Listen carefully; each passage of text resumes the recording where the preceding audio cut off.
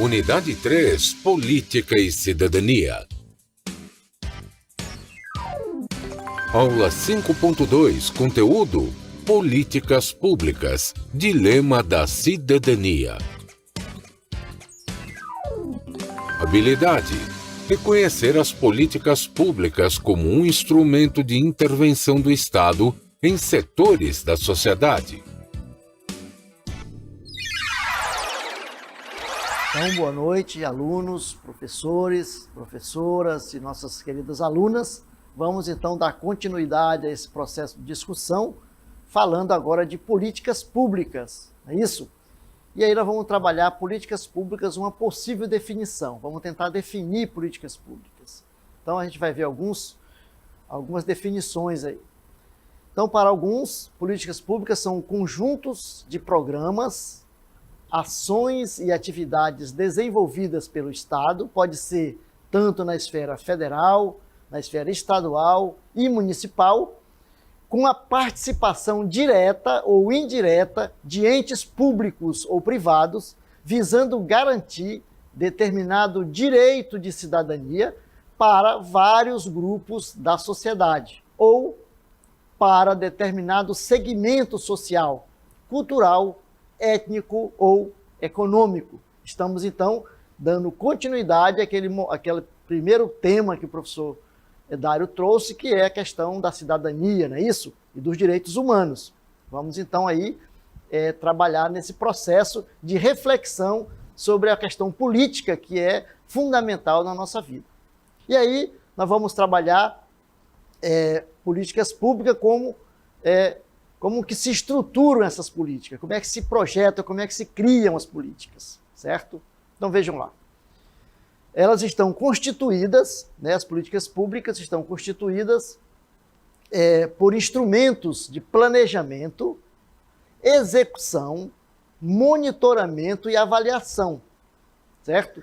Encadeados de forma integrada e lógica, da seguinte forma. Então, nós vamos aqui colocar algumas formas como se estrutura essas políticas. Nós temos aí, então, na nossa cartela, o Plano Nacional de Educação. É uma política pública para a educação. Não é isso? Então, primeira forma que elas se constituem, que elas vão se estruturar, é com os planos. Então, existem os planos. Esses planos, eles estabelecem diretrizes, prioridades e objetivos gerais a serem alcançados em períodos relativamente longos. Então, que as políticas públicas elas não são de curtíssimo prazo, elas são de longo prazo. Então, aí, por exemplo, o PNE, que é o Plano Nacional de Educação, não é isso? Então, existe aí como exemplo de políticas, de estruturação da política pública e o Plano Nacional de Educação. Então, elas têm um plano, certo? 2, elas têm um programa. Então, existem os programas. Esses programas, eles estabelecem objetivos gerais e específicos focados em determinado tema, que pode ser público, não é isso? Com um conjunto institucional ou área geográfica.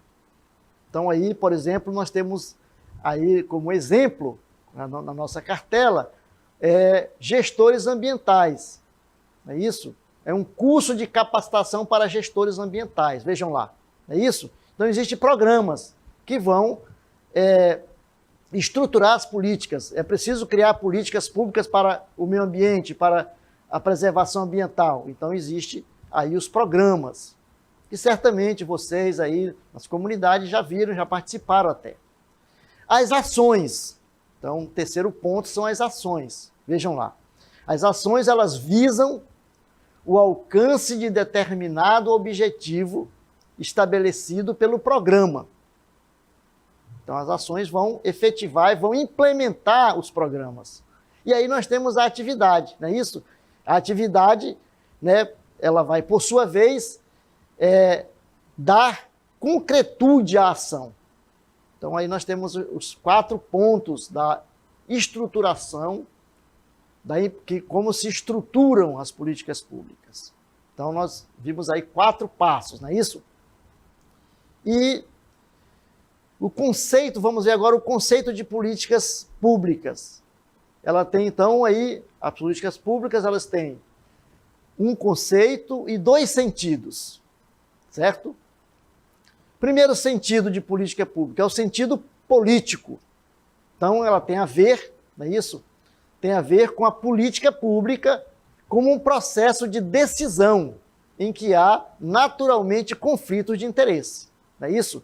Então, não se engane, a nossa sociedade é uma sociedade plural, ela é uma sociedade conflituosa, porque existe na sociedade conflito de interesse, né? Por que as pessoas lutam tanto contra, por exemplo, o Bolsa Família? As pessoas são contra, por exemplo, as políticas de cota. Muita gente é contra, por exemplo, outros tipos de políticas, a própria política ambiental, né? Tem muitos ruralistas aí que são contra as políticas ambientais. Então, vejam, né? Tem esse sentido político. Então, a política pública tem esse sentido aí que nós chamamos de sentido político. E o sentido administrativo, não é isso? As políticas públicas são um conjunto, né, de projetos, programas e atividades realizadas pelo governo. Pode ser tanto o governo federal, como o governo estadual, como os governos municipais. Não é isso? Então, fica aí, né, essa dica das políticas públicas como um conceito e dois sentidos. Tem sempre esses dois sentidos a política. Por isso, há conflitos, né? Quando você fala de políticas públicas, nós vamos ver que nem todo mundo aceita. Nem todo mundo aceita, porque o conflito na sociedade, os interesses na sociedade, eles não são iguais. A sociedade é feita de pessoas e grupos de classes sociais diferentes. Não adianta a gente dizer que não, né? Claro, os ruralistas, por exemplo, jamais vão querer um meio ambiente preservado. Para eles, quanto mais terras eles puderem desmatar para plantar, melhor. Os ambientalistas vão dizer, não, é preciso preservar, é preciso criar um código ambiental que normatize essa questão do desmatamento, né? Mas vejam que vai sempre ter esse conflito aí, né? Porque as partes, a sociedade ela é conflituosa. Isso aí não tem como negar, não é isso? Muito bem. Feito isso, vamos para trabalhar outros pontos da questão das políticas públicas, certo? É a diferença entre políticas públicas de Estado e política de governo, certo? Muito bem. Vamos então agora deixar bem claro essa questão aí. O que é a política pública de Estado? Ela independe do governo ou do governante, né? Deve ser, então, realizada porque é amparada pela Constituição. Então, por exemplo, no caso aí das políticas de saúde, o SUS, por exemplo. O SUS não é porque o governo A ou o governo B quer. É uma política pública que é instituída, né, que está na Constituição e que deve ser preservado e que deve ser implementado, melhorado, ampliado, né, que chegue a todos, para que a cidadania seja completa, né? E a política de governo, professor, como é que ela se dá? Então, as políticas de governo, elas são ações de cada governante, né, no período de seus mandatos. Ela poderá desaparecer com a alternância de poder. A política pode ter fim ou outra orientação. Então, como exemplo, nós trouxemos aí o Ciência Sem Fronteira. Ciência Sem Fronteira, vocês sabem, ou já ouviram falar, né, era um programa que fazia com que os jovens estudantes universitários, quem fazia mestrado ou doutorado, podia sair do país e complementar os seus estudos em outro país, com bolsa do governo, exatamente para melhorar a capacidade, né, criativa, intelectual dos alunos. Mas mudou de governo, o governo que assumiu achou que isso não era interessante e terminou. Então, é uma política de governo. Já uma política de Estado, ela não pode ser derrubada pelo governo que entra. Não é isso? Ela precisa ter discussão no Congresso, então todo um processo para poder haver mudança nessa política, certo? Muito bem, agora vamos conversar com o Djurquinha e perguntar para o Djurquinha para ele dar uma exemplificação de políticas públicas para nós. Vamos lá então, Djurquinha?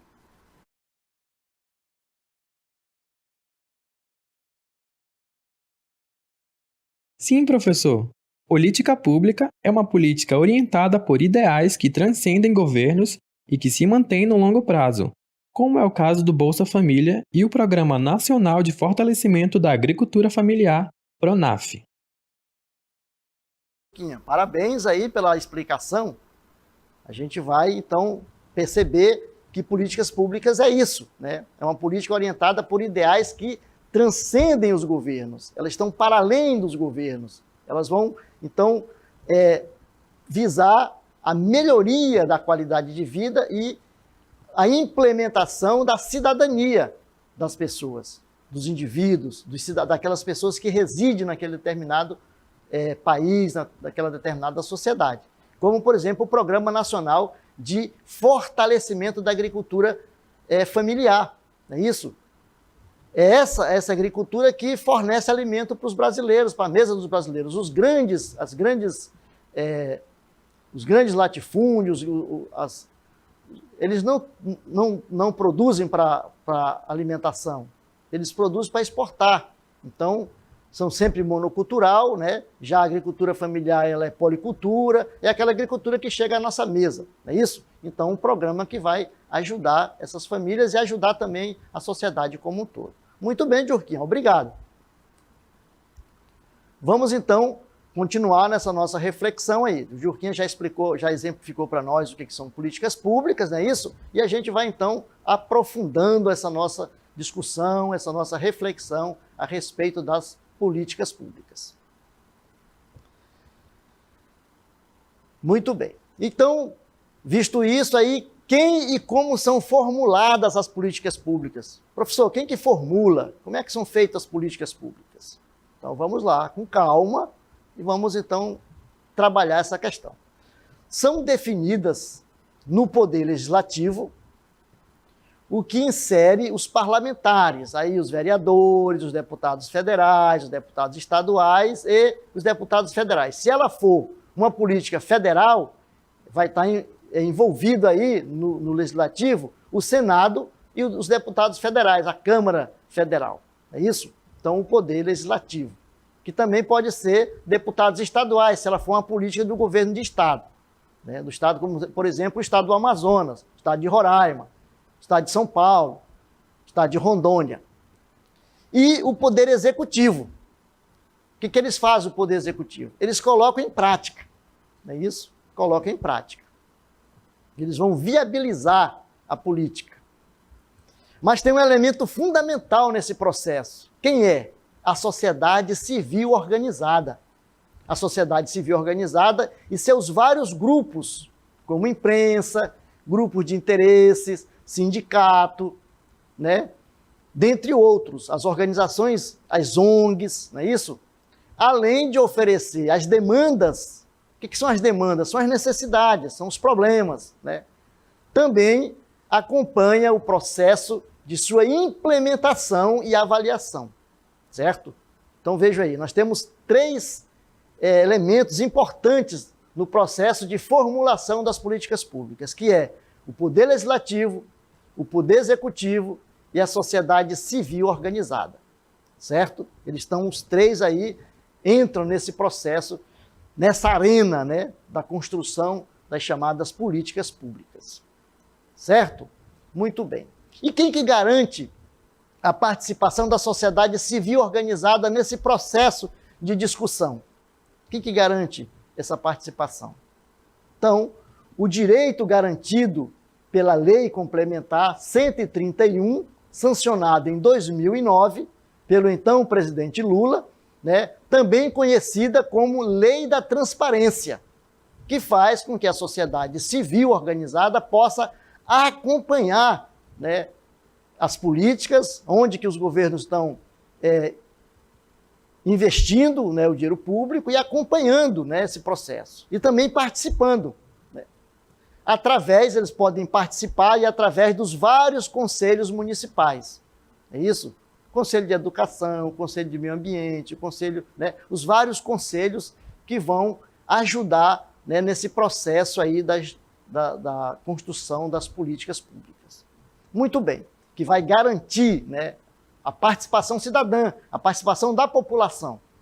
Até algum tempo, a população era muito alheia ao processo. Né? Agora, a população está envolvida, ela participa do processo. É isso? Como que ela participa?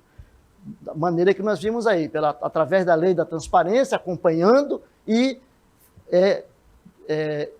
sugerindo, trazendo as demandas. Vamos ver então aí um videozinho pequeno sobre o Conselho Municipal do Idoso. Vejam lá.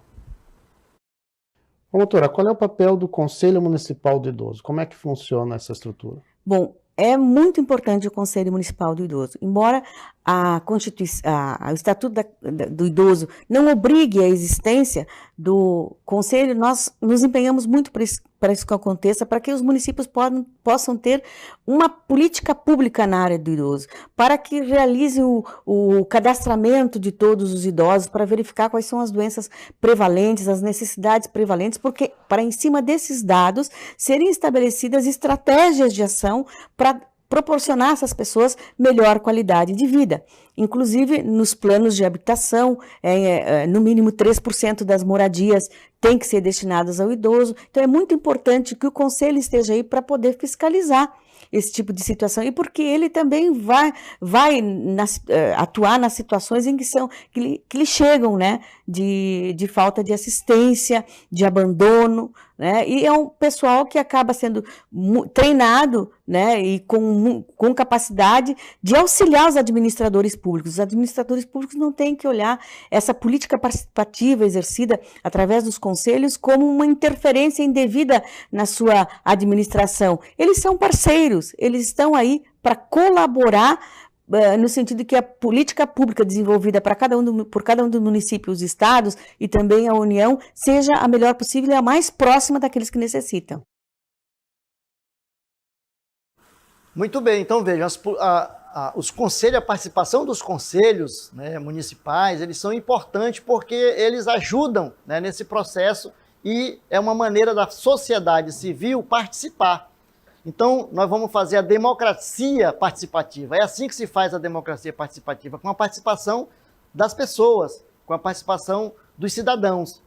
Aí você me pergunta, não, professor, tinha um pessoal discutindo com a gente aí no chat, dizendo, não, mas não existe democracia, democracia é uma farsa, a gente não é cidadão, não existe cidadania. A cidadania, gente, ela, como o professor Dário bem colocou, não é uma doação do poder, de um poder político. Ela é conquista dos cidadãos. Você aí na sua comunidade, no seu município, existe o Conselho do Idoso? Existe o Conselho Municipal de Educação? Qual é a sua participação nesse conselho? Você participa? Você procura saber o que está acontecendo? Você procura saber quanto que o seu município recebe de verba para investir, por exemplo, em educação, para investir em saneamento básico, para investir em outras demandas da população? É muito fácil a gente reclamar dos políticos que nós não temos cidadania, que a cidadania não existe, mas eu estou fazendo a minha cidadania ser real, eu estou trabalhando para isso, eu estou participando. Então a gente tem que se questionar nesse sentido. Muito bem. Então quais são os atores envolvidos nesse processo de políticas públicas, de fomentação e de formatação das políticas? Os atores envolvidos, então, na elaboração das políticas públicas podem ser agrupados em dois grupos, os estatais, né, e os privados. Quem são os estatais? Os que exercem função pública no Estado, que pode ser tanto aqueles que têm mandato, né, que receberam voto para isso, como os governadores, o presidente, os senadores, vereadores, prefeitos, como os funcionários, aqueles que trabalham, né, nas entidades aí, nos órgãos públicos. E os atores privados, aqueles que não possuem vínculo direto com a estrutura administrativa do Estado, mas trazem as demandas a ele aí para ser discutida e para ser pensada. Então aí são as pessoas todas, né? As mulheres, os idosos, os professores, o pessoal dos LGBTs, né? Os negros. Veja, as políticas públicas são tão importantes que a CNBB, né, a Igreja Católica, esse ano, ela elegeu como tema da campanha da fraternidade as políticas públicas, não é isso? Tá aí o tema, diz o seguinte, ó, serás libertado pelo direito e pela justiça, uma forma de a sociedade se envolver na construção das políticas públicas, não é isso? Então é importante que a gente possa participar, né?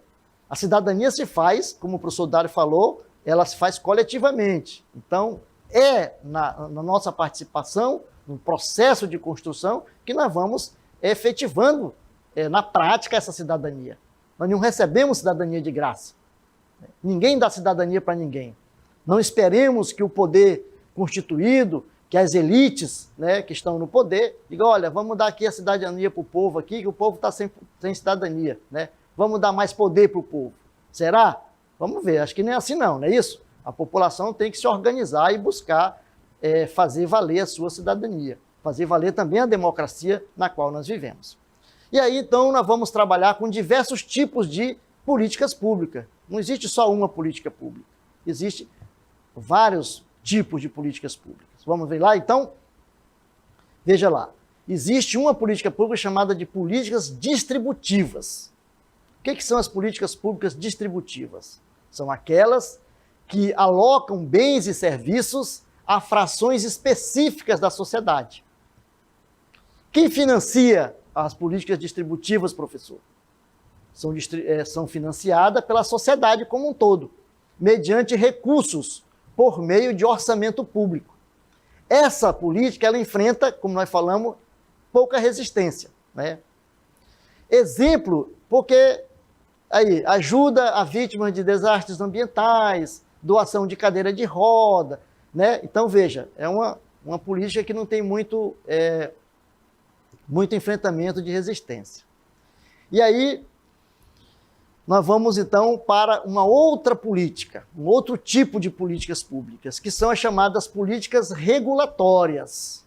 O que são as políticas regulatórias? Elas são criadas para avaliar alguns setores no intuito de criar normas ou implementar serviços e equipamentos. O que é isso? Então, quem que financia as políticas regulatórias? Podem depender dos recursos dos poderes, dos atores que são abarcados por essa política. Por exemplo, a lei ambiental, não é isso? Por exemplo, quando você infringe a lei, você paga multa. Com essa multa, ela é investida nesse processo aí de fiscalização, né, de educação. Então, a emissão do gás monóxido de carbono permitida para os veículos automotivos no Brasil é de 3%. É lei, é uma política pública.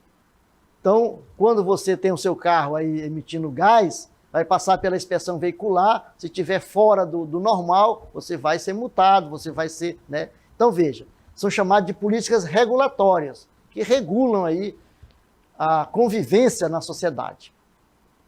Certo? E aí nós vamos para um terceiro tipo de políticas públicas, que são as chamadas políticas redistributivas. Essa daqui ela tem mais um problema aí, porque essa existe mais resistência. As políticas redistributivas são aquelas que distribuem bens ou serviços a segmentos particulares ou particularizados da população por intermédio de recursos oriundos de outros grupos específicos. Né? Aqueles que podem mais financiam os que podem menos. Né? Então, ela é financiada pelas camadas mais altas da sociedade, por aqueles que ganham mais. Por isso, ela há resistência. Como, por exemplo, aí de políticas redistributivas, nós temos, por exemplo, programa Minha Casa Minha Vida, programa de reforma agrária, distribuição dos royalties do petróleo, por exemplo. E aí que tem resistência, né? Questão do IPTU, né? Pagamento do IPTU para pessoas que ganham menos, para viúvas, para as pessoas que recebem, que têm menos condição, né, de sobrevivência, aí então dado esses recursos, criado essas políticas. Daí ela ter maior resistência do que as outras políticas, certo? E agora vamos trabalhar de políticas públicas e participação cidadã. A participação cidadã na sociedade civil organizada na formulação, acompanhamento e avaliação das políticas públicas é de fundamental importância. É tão importante e necessário que essa participação é assegurada na própria lei que institui as políticas.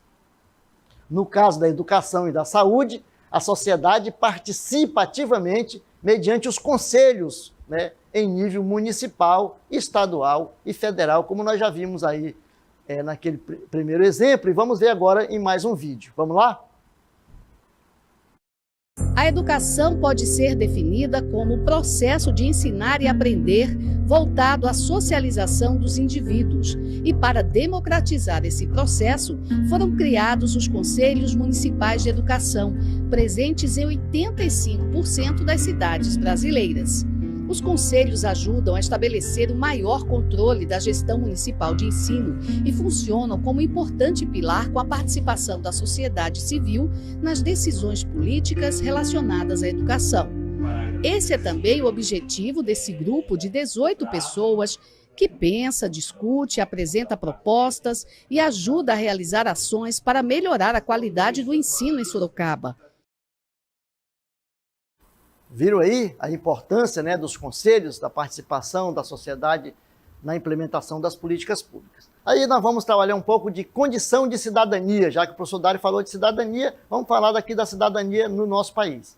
A cidadania tem a ver com liberdade, né, nascida com os ideais da Revolução Francesa, de inspiração burguesa, né, de sociedade a partir do século XVIII. No dizer de Elias Reis, cidadania e liberdade só existem quando os direitos políticos, civis e sociais são naturalizados em uma sociedade nacional, ou seja, são universalizados. Para que haja cidadania, é necessário que os direitos sociais estejam acompanhados dos direitos civis e políticos. E aí nós vamos falar da cidadania no Brasil, não é isso?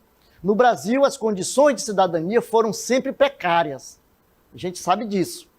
Aqui, as situações de desigualdade são históricas, fruto exatamente da ausência de direitos. Somente a partir da promulgação da Constituição de 88 é que houve a ampliação dos direitos sociais e do combate à discriminação social. Por isso, essa Constituição é chamada de Constituição Cidadã. E vamos para um tópico chamado Brasil atual e desmonte do Estado dos direitos sociais. Né? Desmonte do Estado e dos direitos sociais. Com a derrubada do governo eleito democraticamente, o grupo que tomou o poder em 2016 e na sua continuidade pelas eleições de 2018, tem sistematicamente implementado políticas que visam a destruição dos direitos sociais conquistados e garantidos na Constituição de 88, certo? Por exemplo, congelamento de investimento público por 20 anos, que afeta a saúde, a educação e a infraestrutura do nosso país. Reformas trabalhistas, né, que já foi implementada, é a reforma da Previdência que está sendo discutida e estão querendo implementar. Corte financeiro linear na educação, atingindo da educação básica ao ensino superior. Destruição do estado de bem-estar social, como, por exemplo, a política de valorização do salário mínimo, né, que foi derrubada. E programa de moradia popular, como no caso do Minha Casa Minha Vida, certo? Vejam lá. Então, gente, esses direitos, essa situação toda que nós vemos aí, isso é a cidadania. Então, as políticas públicas, ela é um outro nome da cidadania, não é isso? política pública, nós podemos dizer que é outro nome da cidadania, certo? Muito obrigado pela participação de todos. Tenham todos uma excelente noite e amanhã temos um encontro marcado. E temos avaliação, não esqueçam disso.